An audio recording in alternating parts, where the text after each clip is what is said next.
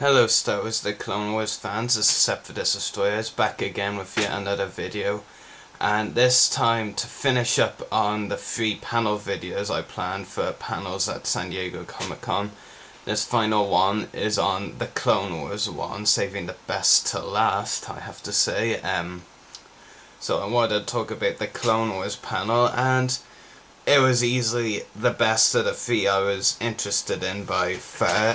The only 3 I really cared about, just like any other time convention really, was the Hasbro one, the Hasbro Star Wars one I should say, the Lego Star Wars one, and the Clone Wars one. And the previous 2 before this one, Hasbro and Lego, were busts in my opinion. The Hasbro one completely was.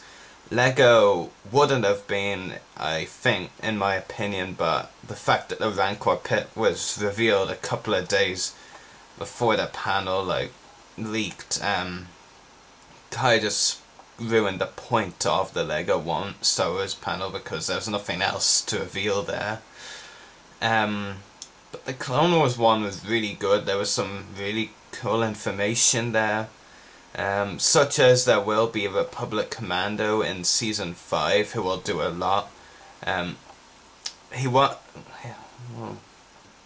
else was there about the Republic Commando? Well, he'll do a lot. There will be one, only one though, so it's not like a squad. So I'm guessing maybe it has to be a new Republic Commando, like, just for this show, because it seems logical that you'd see this one a lot, and you know, he's not in a squad like Delta Squad and Mega Squad, but I don't know. And apparently Boba Fett won't be in Season 5. I'm actually pretty pleased with that. I do know a lot of Boba fans that will disagree with me, but the fact is, I think Boba on the Clone Wars has been terrible.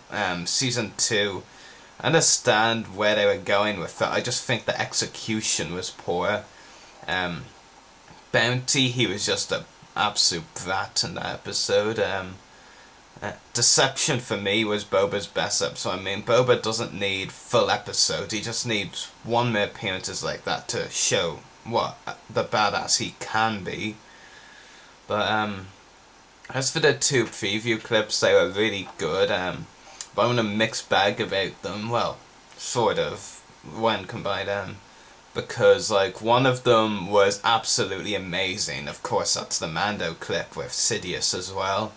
And the other one had some nice action and music, but it wasn't really that much when you think about it, in the way I'm gonna put it.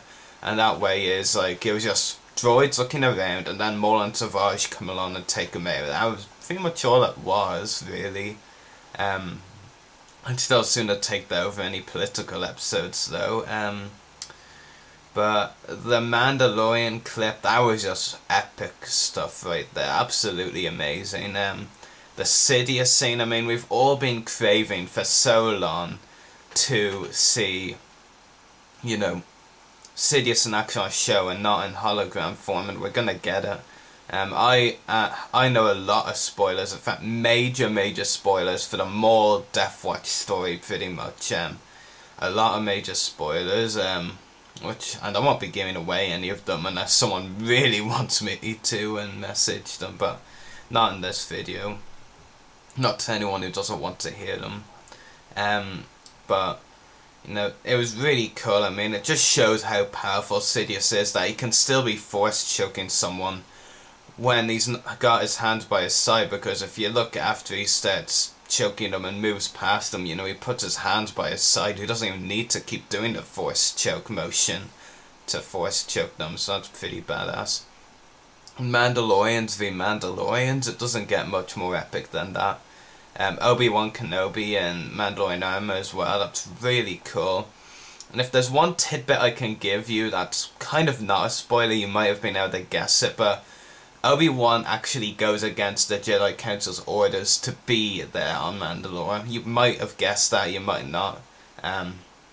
But that's just something for you to know in case, because like Obi-Wan, that's the reason Obi-Wan is the only one there, like no other Jedi, no clones, like Obi-Wan went there against the orders, is what I'm saying. Bo-Katan, pretty cool. Looking forward to seeing a lot more of her character and see her developed a lot. It's just so weird though, the way in the clip though, it almost sounds like Bo-Katan says, or Bo-Katan, I'm not really too sure how you say it, but I think Bo-Katan sounds so much more epic. So it almost makes it sound like she's saying, Mom really wants to kill you, but she's really saying Maul really wants to tell you. And Obi-Wan kind of is a bit of a pun there if you think about it, because he says you don't know the half of it. If that was a deliberate pun, it is pretty bad. But that was just an amazing preview clip, and this is a real blink and you'll miss it moment, and this is one of many proofs now, such as with Tamsin's flowing head, that this is not a kids show anymore. Never was, actually, to be honest, but just to put out there for the OT lovers who fail to recognise this as not a kids show. I mean, at one point you see a rocket deflect and explode into a Mandalorian, and if you actually look very closely, this is a total blink and you'll miss it moment, but among the explosion there's actually several splashes of red falling. That's blood. Like, you actually see a Mandalorian explode and blood goes flying. It's a total blink and you'll miss it moment. It's like less than a second even, maybe in a second, but it's very hard to see, and I even missed it completely the first couple of times I watched the clip, but then on the third or fourth viewing I actually spotted that. I was really surprised. It just proves this in the kid show. It can be as dark as the originals or prequels. So there's your proof, OT though, is the Clone Wars isn't a kid show, it's a really dark show deep down. And I don't see that changing, to be honest. The Clone Wars may have been a bit of a kid show in season 1, like nothing brutal happened, but ever since then, I mean, it all started with Cad Bane torturing Bala Rapal, and it's slowly but increasingly getting faster and faster away from being a kid show, and to be honest, it's well past that now. And it hit the stage where it was couldn't be considered a kid show when we saw Rift Tamsin's flowing head, and then those zombies in Massacre. And the Savage Maul preview clip was decent, don't get me wrong, but it was nothing special. I mean, we had some interesting looking droids, I will say, moving around, searching the ship, and then Maul and Savage come up and take them out. That was pretty much it. Nothing really else to it, actually. I believe those clips are actually both connected to the same arc. And what's also interesting is Filoni said that the 4 main story arcs of the season, which I assume are all going to be 4 parts, because, well, they said a bit while ago that Season 5 will have more 4 parts than Season 4 did. As we know, Season 4 had 3 4 parts, which is 12 out of 22 episodes, so you've got to assume that there's going to be at least 4 4-part arcs in Season 5. But it'll be really interesting to see how they connect them all. I mean, there's definitely the Maul Death Watch arc, which is important. On the Run, I expect to be a 4-part arc as well.